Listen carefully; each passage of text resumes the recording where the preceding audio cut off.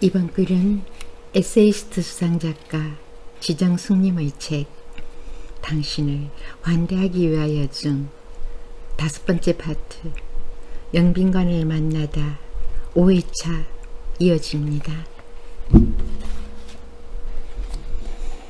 야간을 맡아 하던 부부가 그만둔단다. 밤에 식사를 하러 오신 손님이 중국 교포냐며 물었다는 게 그 이유다. 부부는 불법 체류자였으나 나는 잠자고 싶고 쉬고 싶고 살아야겠기에 그들을 채용했었다. 맥이 풀린다. 주간팀이 들어온다. 서리 맞은 호박잎처럼 앉아있다. 골방으로 향했다. 쓰러지듯 누웠다. 차라리 이대로 모든 것이 끝나버렸으면. 언니, 정신 차리고 일어나봐. 신우이의 목소리에 눈을 떴다. 신우이는 걱정스런 눈으로 나를 내려다보고 있었다. 내가 괜한 짓을 한 것 같아. 서두르지 말고 침착해야 했는데 지금이라도 중국집 생각이 있어? 이 가게는 내가 도로 맡을 테니. 아가씨 미안해. 그냥 내가 미워. 주책 없이 눈물이 흘러내렸다. 신우이는 좋은 방법을 찾아보자며 나를 안심시켰다.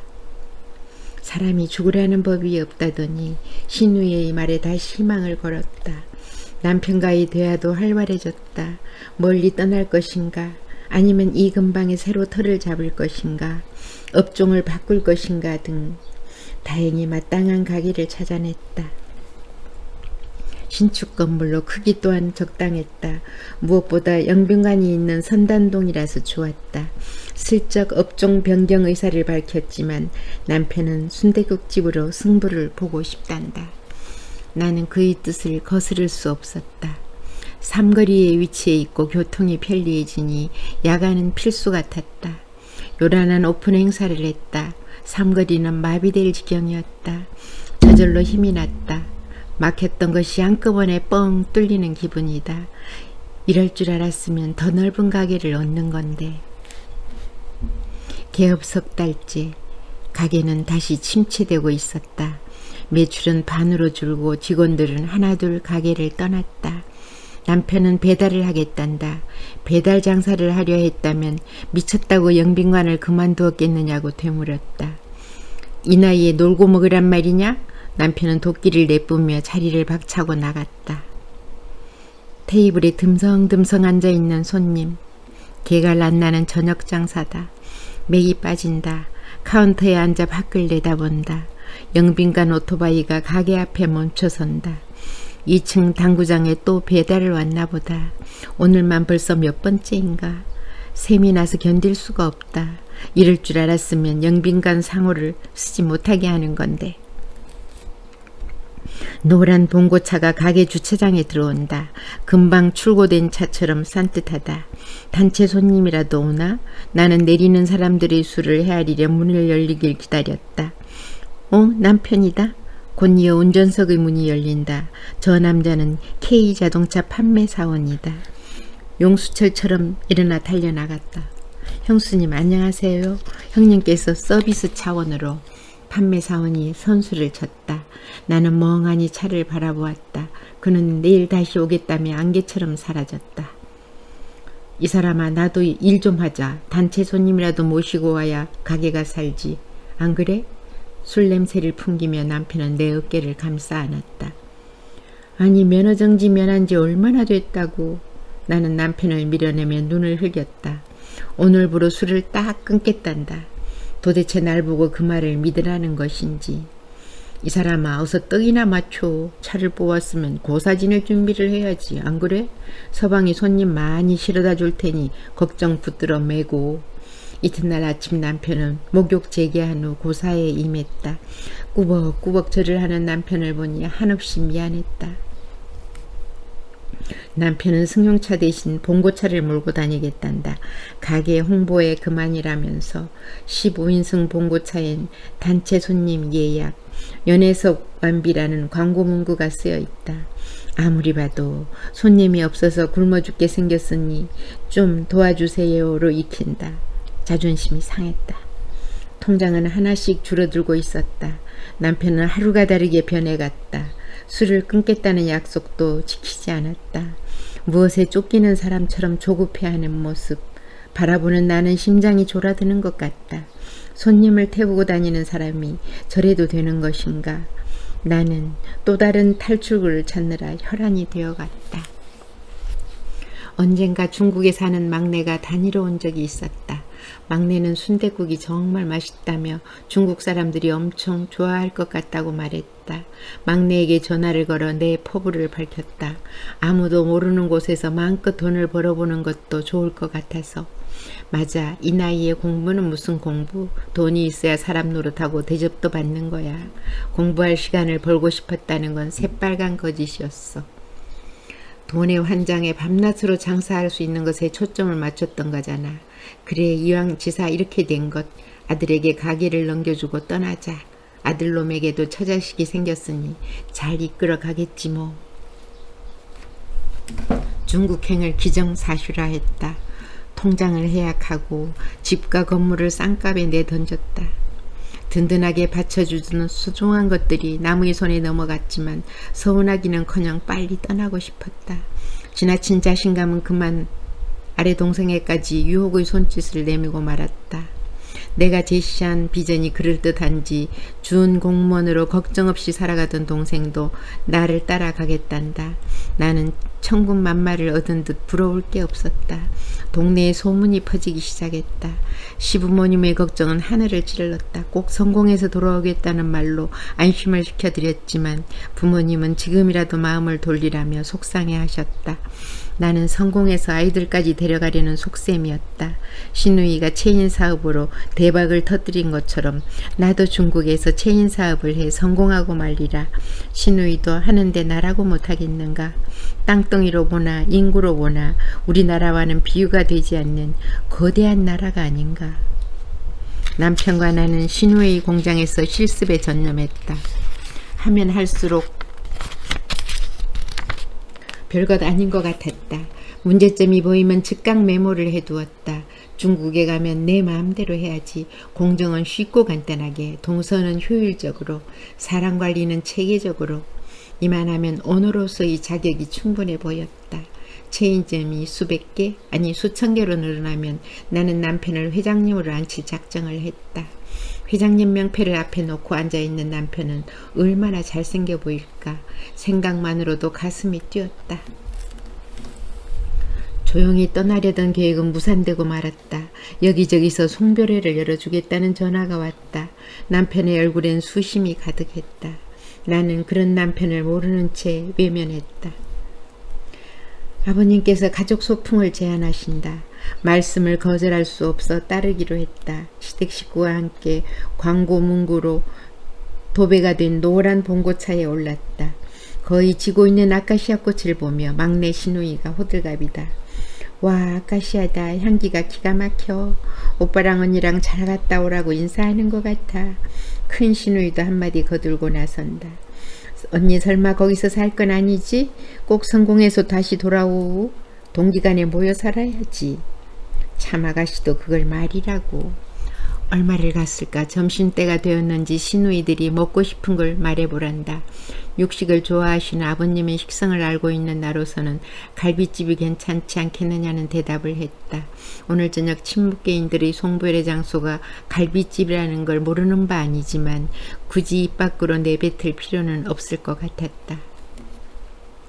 남편은 보기 민망할 정도로 찌푸린 얼굴을 하고 있다. 나는 모르는 채 시누이들과 어울렸다. 좋은 척 마냥 웃고 떠들었으나 해는 지긋지긋하게 길기만 했다. 나는 가게 안으로 들어오자마자 휴 안도의 숨을 내쉬었다.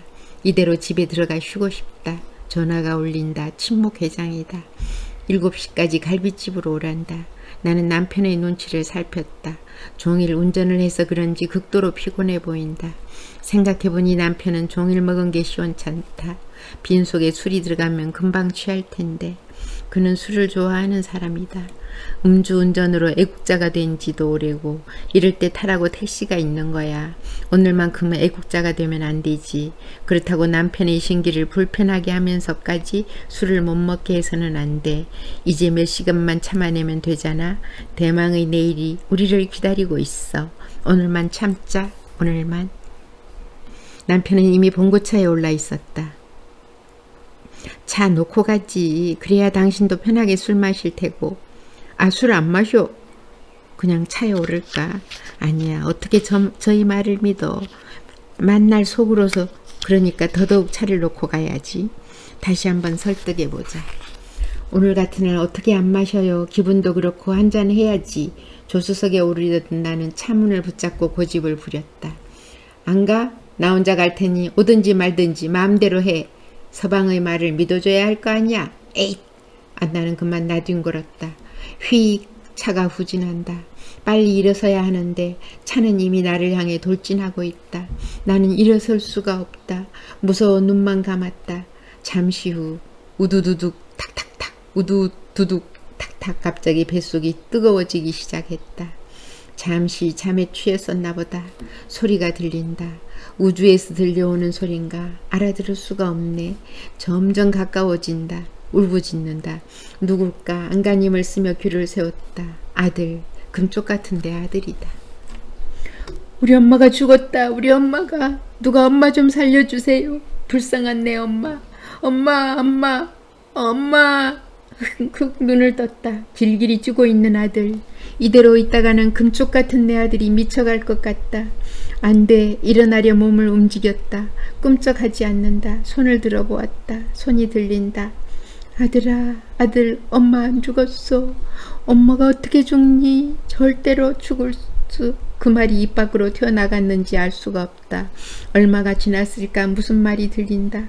간신히 눈을 떴다. 남편이다. 절대 죽으면 안 돼. 절대. 남편은 오열하고 있었다. 무슨 말을 해주고 싶은데 입이 열리지 않는다. 나는 그대로 정신을 잃었다. 배가 금방이라도 터질 것 같다. 소변이 마려운 것 같더니 다시 목이 마른 것도 같다. 이대로 죽어가는 걸까? 신음소리에 눈을 떴다. 내 아들은 어디에 있는가? 손을 들어 아들을 부르고 싶었지만 이젠 손조차 움직여지질 않는다. 꼼짝달싹 할 수 없는 몸, 이물감이 느껴진다. 내 몸을 칭칭 감고 있는 것들은 무엇일까? 뚜뚜 삐삐 이따금씩 들리는 낯선 기계 소리, 발소리, 희미하게 들리는 통곡 소리. 더 이상은 아무것도 기억나질 않는다. 아, 나는 지금 죽어가고 있나 보다. 세상과의 이별이 이렇게 빠를 줄이야. 더 살고 싶다. 새끼들이 보고 싶다. 왜 이러고 있어야 하는가? 이유가 뭔가? 맞다. 나는 남편을 믿어주었어야 했다. 그의 의견을 존중해주고 내 감정을 누그러뜨려야 했다. 그랬다면 이런 일은 일어나지 않았을 텐데 나는 왜 바보 같은 짓을 했을까? 아, 잠이 쏟아진다. 편하게, 아주 편하게. 몸이 가볍다. 새털같이. 어디선가 흐느끼는 소리가 들려온다. 희미하게 들리는 엄마라는 단어. 딸이다. 내 딸이 왜 왔지? 공부하느라 바쁠 텐데. 다시 잠이 쏟아진다. 또다시 들리는 희미한 목소리. 바로 아들이다. 아들, 금쪽 같은 내 아들. 나는 무거운 눈꺼풀을 들어올리려 젖먹던 힘을 끄집어냈다. 점점 선명해지는 실루엣. 반가운 얼굴들이다. 시댁 친정 식구들의 눈이 일제히 나를 향한다. 엄마, 언니, 누나, 동생아, 얘야. 눈이 하나같이 밝게 부어있다. 우선 아는 체를 하는 게 도리일 것 같다. 입술을 움직여 보기로 했다. 꿈쩍하지 않는다. 몹시 목이 마르다. 간호사가 달려왔다. 바짝 마른 입술에 물 묻은 거즈가 얹혀졌다. 그게 아니라 물을 달라고요. 물. 왜 내가 원하는 물을 주지 않는지 답답해 죽을 지경이다. 점점 굳어가는 혀. 나는 사선을 넘나들기 시작했다. 누군가가 내 몸을 흔든다. 남편이다. 죽으면 안 된다. 절대 죽으면 안 돼. 죽으면 안 된다니. 그럼 나는 지금 죽어가고 있다는 말이 아닌가. 번쩍 눈을 떴다. 남편이 무릎을 꿇고 앉아 내 손을 움켜쥔 채 울고 있다. 버팀목이 되어주기는커녕 도리어 어머니, 누이, 형제, 친구가 되어달라며 보채던 남편이다. 감당치 못할 것을 요구하던 남편이 얼마나 실망스러웠던가. 어린아이 같은 사람, 나는 불쌍해서 바라볼 수가 없다. 죽지 않겠다. 약속해주고 싶은데 말이 나오지 않는다. 절대 죽지 않으리라. 내가 아니면 누가 그를 지켜준단 말인가. 누가. 끈질기에 목숨줄을 붙잡고 늘어졌다. 잘 이겨내 주셔서 감사해요. 저는 날마다 기적을 보고 있답니다. 의사 선생님은 나를 껴안으며 활짝 웃었다. 콩콩 콩콩 삑삑 그녀의 발소리가 들리기 시작한다. 눈이 빠지게 기다린 손녀다. 사랑스럽다. 보고 있어도 보고 싶은 아이. 그 애는 의사이며 간호사다. 보는 순간부터 통증은 사라지고 세포가 살아난다. 손을 내민다. 고사리 같은 손이 내 손을 잡는다. 무한한 힘이 들어있다. 한미 쌍해요. 할머니 사랑해요로 말할 때쯤 나는 그녀의 손을 잡고 장난감 가게에 갈 것이다. 장난감을 안고 활짝 웃는 천사를 보고 싶어서. 사랑스러운 아이, 그녀와 함께 영원히 살고 싶다. 나는 그래서 죽어도 죽을 수가 없는 것이다. 소화가 더딜지 모르니 꼭꼭 씹으라는 남편이다. 누워서 밥 먹기가 이렇게 힘들었다니. 밥을 소화해낼 수 있으니 죽음을 면한 건 확실하다. 이대로 회복이 된다면 정형외과 수술을 할 수 있단다. 내 어떤 고통도 참아내며 일어서고 말리라. 내일은 정형외과 수술일이다. 나는 내일 다시 태어나는 것일까? 세포들의 아우성이 느껴진다. 부러지고 빠지고 부서진 뼈들이 제자리를 찾겠지. 마치 천지개벽이 일어날 것 같다. 흥분을 가라앉히려 나를 다독였다. 제발 정신 좀 차리렴. 얌전히 기다려야 몸에 좋은 거야. 웬걸 오후로 접어들자 방정맞은 생각과 함께 내 몸이 이상해지기 시작했다. 몸이 사시나무처럼 떨리더니 아랫니 윗니가 사정없이 부딪힌다. 도저히 제어되지 않는 몸, 두려움과 강박감이 쓰나미처럼 밀려온다. 어쩌면 저 쓰나미에 내 몸이 흔적 없이 사라질지 몰라. 살아야 하는데, 살고 싶은데. 폭풍이 몰아치고 흑암이 밀려온다. 큰언니의 말이 옳았다. 오전 내내 목사님이 기도를 받아보자고 애원했던 언니였다. 나는 언니의 부탁을 완강하게 거절했다. 어떤 수술이든 이겨낼 수 있다고 허세를 부렸다. 참을 인자 하나로 여기까지 왔노라 우겼다. 양심이 허락지 않아서 벌받을 것 같아서. 이대로 있다가는 죽을 것만 같다. 나는 언니의 바람대로 목사님을 만나 뵙기로 했다. 단 한 가지 살고 싶었으므로. 자, 우리 모두 합심하여 기도합시다. 목사님이 내 몸에 손을 얹고 기도를 시작했다. 나는 눈을 감고 기도를 들었다. 눈물이 폭포수처럼 쏟아졌다. 언니는 계속 아멘으로 답하고 있었다. 나도 언니처럼 아멘이라고 따라했다. 참으로 이상한 일이 아닐 수 없었다. 그 뜻이 무엇인지 알리었건만 마음이 평안해지는 것이다. 몸은 떨림을 멈추고 안정을 되찾았다. 그것은 생전 처음 겪어보는 경험이요 감정이었다. 워낙 긴 시간을 요하는 수술인지라 아침 일찍 수술실로 향했다. 두 손을 가지런히 모았다. 남편의 손이 내 손 위에 얹힌다. 영원히 놓아주고 싶지 않은 손. 제발 이 손을 다시 잡게 해주세요. 기도하고 있을게. 잘하고 나와. 남편은 울먹이고 있었다. 나도 두 손을 모았다. 하나님 살려주세요. 살고 싶어요. 극심한 통증이 밀려온다. 뼈를 깎는 아픔이 이런 것일까? 이런 고통을 받게 될 줄 알았다면 차라리 포기할 걸. 귀에 익은 기계음이 들린다. 장기 수술을 하고 들어왔던 중환자실이 분명하다. 며칠을 여기서 보낸 것일까? 누군가 내 손을 잡나 보다. 눈이 떠지지 않는다. 입이 움직여지지 않는다. 어쩌지? 운다. 아주 슬피. 아들인가 딸 같기도 하고. 남편. 나는 또 잠속으로 빠져들었다. 밀려드는 통증에 눈을 떴다. 일반 병실이다. 나는 죽지 않고 살아났다. 그런데 왜 이렇게 아플까? 도저히 참을 수가 없다. 차라리 죽는 게 낫다. 남편이 보이지 않는다. 어디에 있지? 청소하는 아줌마를 불렀다. 병문 안 온 친지를 불렀다. 불쌍한 눈빛으로 바라보시는 맞은편의 할머니를 불렀다. 아무 반응이 없다. 마지막으로 창밖으로 보이는 나비, 새와 구름까지 불러보았다. 얘들아, 부탁 좀 들어줘. 너무 아파서 할 수가 없단다. 난 너희들이 부러워.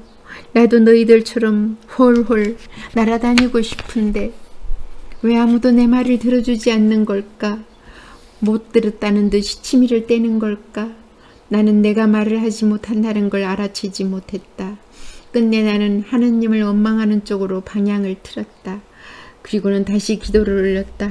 하나님, 저는 이런 고통을 참아낼 수 없어요. 차라리 그냥 죽을래요. 죽을 수 있게 도와주세요. 그 은혜 잊지 않을게요. 제발요. 몸은 침대와 한 몸이 되어 있다. 배를 관통한 굵은 파이프가 양다리를 이어주며 삼각형이 되었다. 그 삼각형이 움직이지 않도록 지지대가 세워졌다. 그 지지대는 다시 무릎을 관통한 쇠막대와 만난다. 삼각뿔이 생긴 것이다. 높이 들린 두 다리엔 쇠뭉치 추가 매달려 있다. 쌀가마니를 달아내던 무거운 추다. 철공소에서 만들어진 철제물 같은 몸은 이미 내 것이 아니었다. 아프다는 말조차 나오지 않는 아픔. 이럴 때 차라리 미쳐버리는 게 나을 듯 싶다. 단 한 번만이라도 좋으니 옆으로 누울 수만 있다면. 아니, 팔도 안 아프세요. 하루 종일 부채를 들고 귀에 익은 간호사의 말에 눈을 떴다. 진즉에 이렇게 해줬어야 했는데 설마 욕창이 생길 줄은 몰랐네요. 부채질을 하는 남편의 이마에 땀방울이 맺혀있다. 두어 달 사이에 비쩍 말라있다. 누군가 욕창에 대해 아는 체를 한다. 죽을 수도 있다나. 남편은 부채를 놓으려 하지 않았다. 병실에선 최고의 남편이라며 칭찬이 자자했다. 얼마나 복이 많아 저런 남편을. 시부모니가 시댁 식구들 줄지어 오는 것 보면 몰라요. 시댁 식구한테 얼마나 잘했으면. 사촌 시누이는 기저귀도 갈아주더라니까. 세상에 X도 아깝다 안 합디까? 시누이의 시어머니라는 사람은 어떻고 세상이 무너져도 살려야 할 사람이래. 며느리의 욕해를. 부끄러워 견딜 수가 없다. 불쌍하다며 눈물을 흘리시던 앞침대의 할머니가 기도를 시작하신다. 고집부리다 죄받은 못된 여편네를 위해서. 나는 부끄러워 할머니의 기도를 더 이상 들을 수가 없다. 오 하나님, 이 못된 년을 어찌해야 합니까? 벌을 내려주세요. 영빈관 5회차, 오늘은 여기까지입니다. 후진하는 차. 남편이 운전하는 차에 치여 중상을 입은 아내는 그 경황 중에도 남편의 뜻을 따라주었으면 이렇게 다치지 않았을 텐데 후회하는 마음이 몹시 애처롭습니다. 살아가며 순식간에 상상도 하지 못한 상황에 빠지는 삶의 순간들. 온몸을 쇠 파이프로 고정시킨 아내가 어떻게 회복될까? 다음 주에 6회차 낭독하겠습니다. 감사합니다. 좋아요와 구독은 제게 힘이 되니 부탁드립니다.